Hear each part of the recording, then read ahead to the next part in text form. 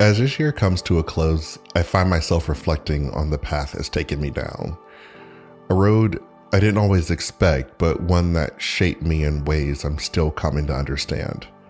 This year has been about choosing growth, even when it's felt hard.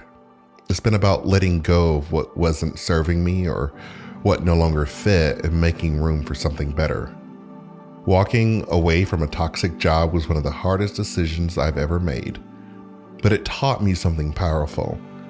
It taught me that we are allowed to choose peace over comfort and healing over familiarity. Rebranding my podcast to help others face similar challenges felt like reclaiming my voice and using it to remind others that they're not alone. Starting a new job, one that feels healthy and safe and life-giving, has been a fresh chapter, one I didn't even know I needed. Along the way, I've been reminded of the value of reconnection. Rekindling old friendships has shown me that even after time apart, the bonds that matter have a way of finding their way back to us. But this year hasn't been without its heartbreak. This is the first Christmas in 8 years without Maverick by my side, and the weight of his absence still catches me off guard. Grief, as I've learned, is just love that doesn't know where to go. And while his loss still aches, I'm grateful for every moment I had with him. The joy, the loyalty, and the quiet comfort he brought into my life. He may be gone, but his spirit remains a part of who I am.